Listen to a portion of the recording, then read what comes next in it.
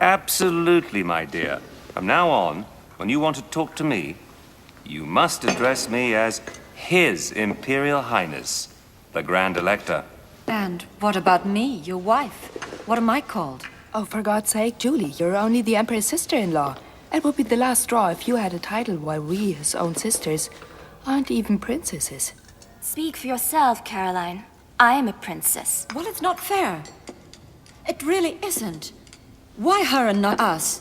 Because Pauline married Prince Borghese. I can't help it if you and Caroline preferred to marry generals. My dear Bonaparte, I trust you don't see my marriage to Caroline as a bad match. You're my friend, Murat, and that's worth all the titles in the world. When I give my friendship, I never take it back. But a crown can be lost. But I would be grateful if you would stop calling me my dear Bonaparte. Remember to say sire when you address me. And this goes for all of you. But it's a family gathering. The imperial family from now on. All the princes of Europe are watching us, and they can't believe what they see. Those Bonapartes aspire to the rank of Royal Highness. And they are not even aristocrats. They are barely French. We will show them we are their equals. Don't nurse any illusions, Carl. If we want those people to treat us as equals, we must behave as they do. They will mock us at the tiniest slip. Doesn't bother me at all, except that France, and the honor due to France, is at stake through me. And I'm sure you will never change. Emperor or not, your white bridges will always be covered with stains. I don't know what you do with your bridges. He wipes his pen on them, of course. Let's discuss my coronation. It will be the 2nd of December in the Notre-Dame de Paris with the Pope's blessing. The Pope? You want the Pope to come here? But you don't know what you're talking about, Napoleon. You can go to Rome to see the Pope and receive his blessing, but he will never come here just for you. Yes, he will. He owes me a lot. I drew up the concordat that restored peace between the church and the state.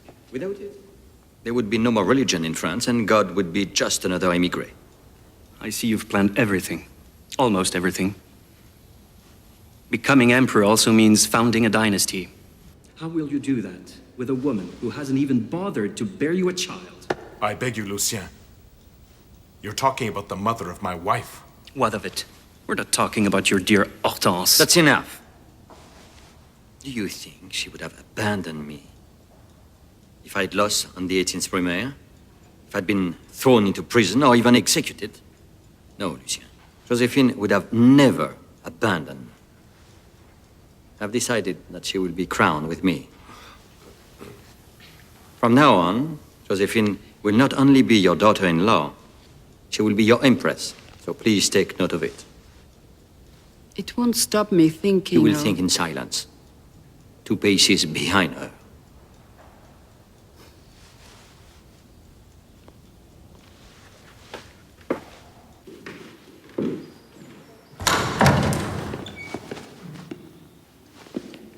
Eavesdropping? I was just passing by, sire. I walked very slowly. You are Minister of my foreign affairs, monsieur, not of my family affairs. Yes, of course, but I couldn't help overhearing, sire. I fear your brother Lucien is correct. An emperor without an heir is in an extremely tenuous position. A successful attempt on his life can annihilate everything, not just the man, but his work. Sire, I think you should take all the time you need. You will find a delicate way of explaining it to her. Explaining it to her is not a problem. I love her. That is the problem.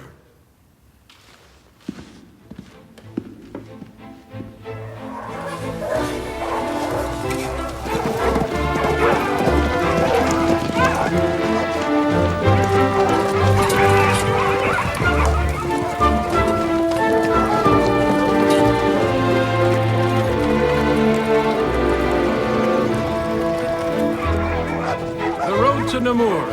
Perfect. The Pope will think we've run into him totally by chance. I cannot let him imagine that I would make an effort to meet him. I owe him no more respect than I do to any petty little king. The procession is coming, sire. Gentlemen, remember, we are out here hunting wolves.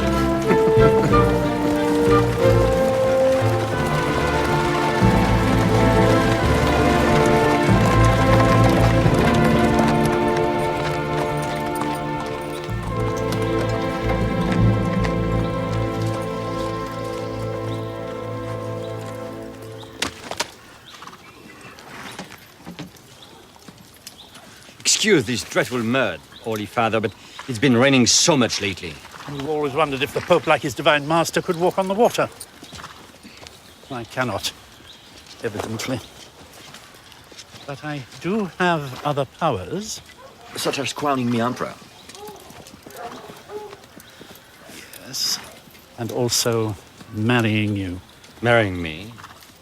But I am married. During our long and tedious journey, one of my cardinals told me that you and the future Empress have not been united before God. Well, that may be true, but our civil marriage is no less valid. To me, it is meaningless.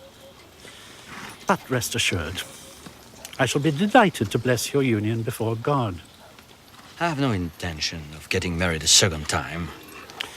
Well, unfortunately, I cannot crown a man emperor who is living in a state of sin.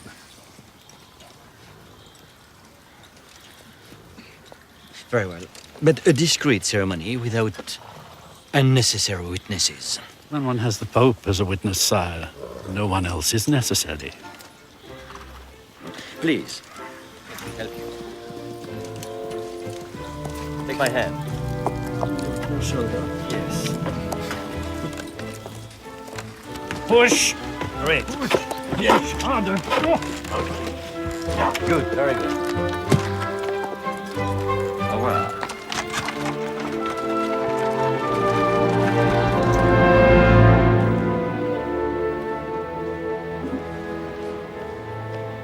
I'm having the cathedral entirely redecorated. My idea is to transform Notre Dame into a Greco-Roman temple. That is to say pagan. That is to say spectacular. Isabelle, you have depicted me as smaller than Monsieur Talleyrand. Well, sire, I was merely respecting nature's proportions. A man's scale is determined by his destiny, not by nature, monsieur. Of course, sire. So you will stand here. And you will be over there? I fear my arm will not be long enough. For what? To put the crown on your head. It will not be necessary. I intend to crown myself. Then why am I here? To bless my reign. Oh, who exactly are you asking to bless your reign, sire? Almighty God, or his humble deputy on earth, the Pope? Humble. Is that the word you use to describe the thunder of organ music? Clouds of incense, altars full of flowers, robes trimmed with gold. Sire, you confuse God with religion. On the contrary, I separate them. On the one hand, a theory, God. On the other, a certitude, religion. It gives human society a framework. People would have no reference points without religion. We saw the results of that. When, during the revolution, the churches were looted and the priests guillotined. The country toppled into anarchy, the chaos and madness of the Reign of Terror. You can do without God, but not without religion. Do without God?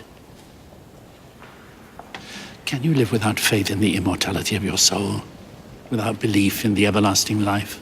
If you had ever been on a battlefield, you would not believe in God either. But I spend all my days and all my nights on a battlefield, sire. The whole world is a battlefield. And every man who suffers is a terrible defeat for me. Place the crown on your own brow if that is what you wish. I will pray it does not become too heavy for you to bear. Have you ever regretted being Pope? It terrifies me, sire. Every day that God gives.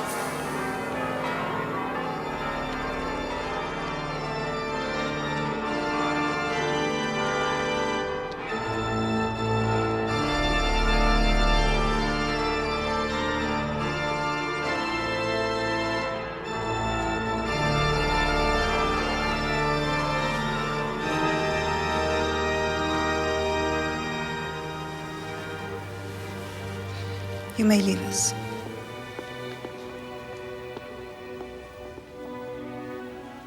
My God, you're beautiful. Not a day over 25.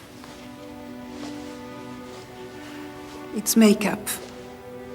A painter invented it and helped me put it on, working highlights and shadows, as if I were a masterpiece. You are. Your masterpiece, then. The masterpiece of your love. May I have your permission to say that? Do you doubt it? Not when you look at me like that. Not when we're alone, just the two of us. It's the other people who frighten me and spoil everything. The people I'm giving every excuse to hate me. The trick is not to see them. Keep your eyes on me. But I won't be able to at the most important moment, when I lower my head. Then remember that my eyes will always be on you.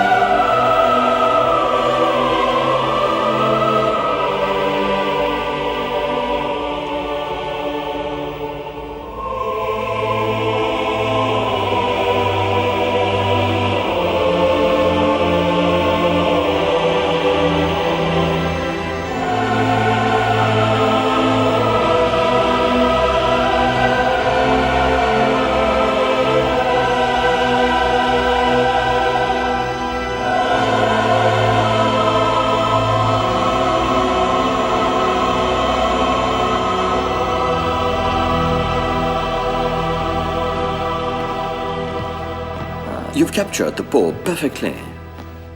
He looks as if he'd been made to sit for you and forbidden to move. How bored he seems, poor fellow. All he could see from his position was the back of your coat. Where's my mother? Well, nowhere, sire, since your dear mother preferred not to be present at the ceremony. Because she couldn't bear the idea of seeing Josephine glorified. A cat fact.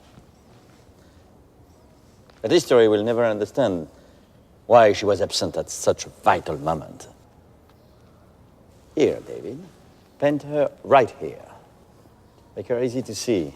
Give her a beautiful dress and see that she looks radiant. Sire, I don't know if your dear mother would appreciate. She'll be furious.